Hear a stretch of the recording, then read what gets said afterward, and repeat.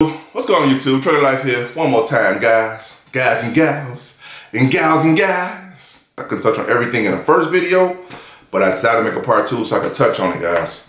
To make this more, bring this home, guys. So if you want to get out here and become an owner operator, if you want to stay a company driver, these are some things you can weigh it out and see if it works better for you. Hopefully these things will be able to give you some more light, enlighten you just a little bit more about what's going on, so you have a better understanding, make an educated decision versus just trying to make a guess at what's going on out here. Your boy been out here for a while and I've seen a lot of things, guys. Do I know everything? No, but I know what I know, and I know what some things is good and some things is bad, some pros and some cons. Retirement fund. Yeah, retirement fund. When you're a company driver, you're with a decent company. I don't know if they got pensions no more, but I do know they did have pensions at one point. I think them things going out the window right now. But anyway, if you don't hire, you got 401k or 403b. Depends on which company you with and what they got going on. And you contribute to that, where the company contribute part of it, and you contribute part of it to it. Now, if your company don't have it, your company driver, then hey, I'm not talking about you. I'm talking about some companies out here that does have it. Now, would I say solely depend on that, even if it's a company driver? No, I wouldn't. I would still say go out and get your own insurance, somewhere else, some more retirement if you want to make other investments, but that's a whole nother video. The con to that is it's capped. So you're only able to put so much in with the company, some percentage wise, it's capped.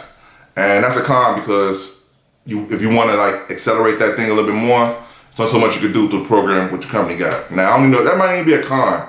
To me, it's a con because if I want to amp that up, because I want to work till I'm 80, 89 years old. I'm just throwing it up out there, guys. And I want to retire earlier. I mean, I should be able to throw some more money in there somewhere, you know what I'm saying? But like I said before, it's more than one way to skin a cat. You can actually get a retirement somewhere else while you still got your company retirement too. Now, as an owner operator, you don't have no retirement fund, man, unless you create your own. Just like with the benefit situation, that's all part of the package of being an owner operator, guys. You don't have the retirement packaged up for you to give yourself. If you don't set it up, guess what? Him don't get set up. If him don't get set up, guess when you want to retire, guess what happens? You can't retire unless you do something else, some strange things, some change, baby. Otherwise, you can't retire, man. So you might want to consider if you want to be an owner operator, guys, or a company driver. Owner operator, it's all on you, man. You got to really learn how to structure this thing before you even get out here and do your thing. You got to have a good idea if you want to do that, how I'm going to retire, if I plan on doing this for so many years, or do I plan on making an investment in something else to be able to get a better rate of return, so I will be able to invest in something else to be able to retire. You know what I'm saying? It's all on you. So it's kind of it's a pro and a con, because the pro is if you finally figure out how you want to do your own thing, how you want to invest your money. We want to take it over here and put it in insurance, life insurance. We can put it over here to some things like that. It depends on whatever you put it, it's on you. So if you make more money, you want to contribute more money to a retirement fund, you could. That's a pro. And the con is it don't come naturally. You got to know how to do that. If somebody don't show you how to do that, or you ain't knowledgeable how to do that, him ain't got no retirement, man. Him is short.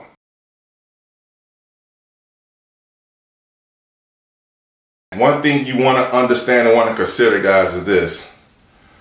Your IFTA taxes and your heavy highway taxes, and since we on taxes, your taxes period. A pro to being a company driver is, guys, you don't have to worry about no IFTA taxes. That's quarterly due on the plates, which state you run. Your IFTA sticker that goes on the side of that door, the little colorful sticker that goes on the side of your door. Somebody got to pay the tax on that for running in and out of different states, guys. Your owner operator, guess who pays that?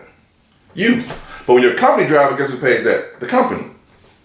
So it's a pro being a company driver, guys. Your taxes come out your check automatically. So you don't worry about trying to file them, boys, at the end of the year. You go to see the tax person. Like, man, let me down easy, tax man. Let me down easy. Unless you got a tax strategy in place, it'll save you at the end of the year if you're an owner operator. But I'll get to that in another video.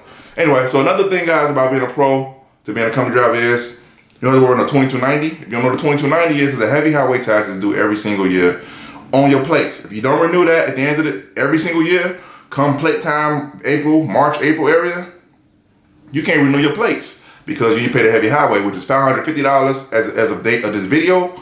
Plus, if you file it yourself, it's $550 straight. And if you file through a service like I do, because I want to save time, it's like an extra fee, whatever that fee they charge. So it might be end up being $600 to file for the whole thing. But I know that's what I do to save my time. But I used to file myself Anyway, I'm going down rabbit hole, guys. So you ain't got to worry about no heavy highway.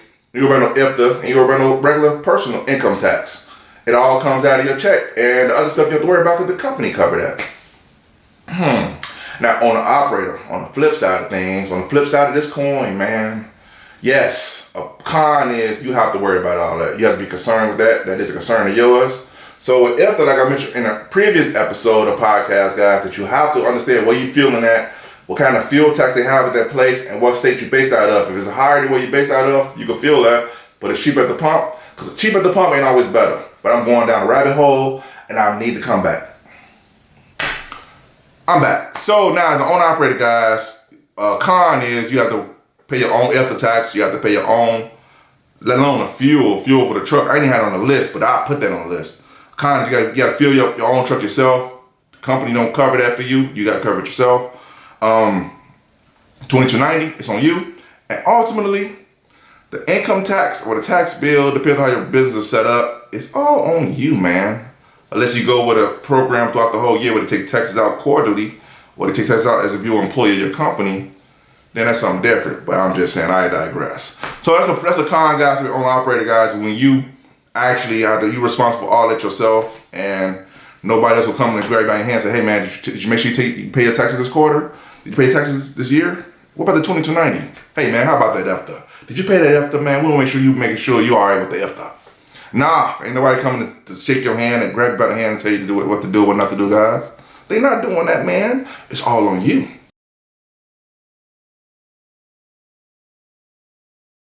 Another thing, a pro to being a company driver, guys, is truck D.O.T. inspections. Now, I know there's some raggedy companies with some raggedy trucks. And you roll down the road, you figure, man, DOT might stop at any given time.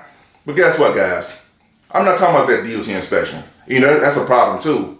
I'm talking about the one that's due every year. It's supposed to be due every single year, annually, once annually. You got to make sure your truck go to a DOT certified facility where they go over your truck from front to back and they make sure your thing is DOT safe to roll down the road, guys. Now, when you're a company driver, you don't have to worry about that. All your company probably says, take us over here and get it DOT inspected, and you probably go about your business. Or drop it off to the shop. If your company got a shop, they got DOT inspected there, you probably get another truck, keep on rolling, right?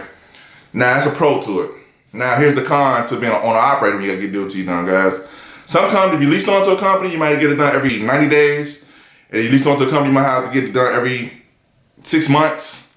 If it's your own thing, you got to get it done once a year. Either way it goes, you got to meet the piper. So you want to make sure you're maintaining your equipment throughout the year so that way you're able to keep the truck on the road. You know what I'm saying about? Because if it failed DOT, guess what? You out of service, man. You can't roll without that inspection stick on the side of your door or on your folder saying you passed. So a con is if you get down there and they can put your truck out of service and you can't work, your truck is down until you get the problem fixed. And the problem you gotta get fixed is a bit much. It's things you can do, but Tank go say it on here. But I would say this, the average situation, you have to make sure you keep your equipment up to par because you have to maintain your DOT inspection. You gotta be in compliance, guys. Like I say, when it's your truck, your baby, and I've seen many guys go out the game, guys, because the DOT inspection came up, they had problems.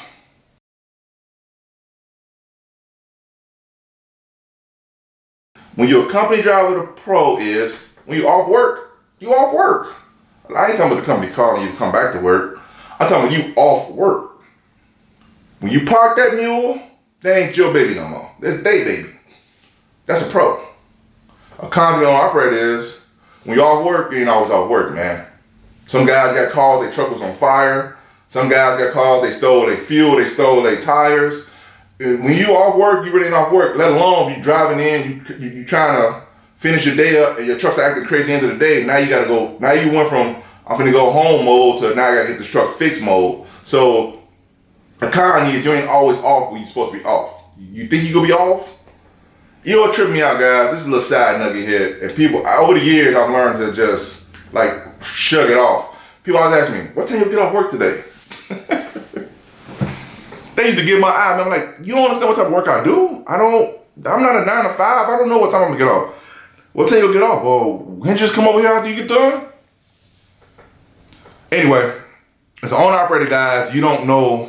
You got a good idea. You want to be off at a certain time. Your day could be looking like you could be off at a certain time, but somehow with that truck, Whether you gotta get repairs, whatever, or anything else that gotta get done to that truck, guess who it's on? It's on you. So you're not off work. Technically, you off the clock, but you're still on the clock, and you gotta get your mule back up to par.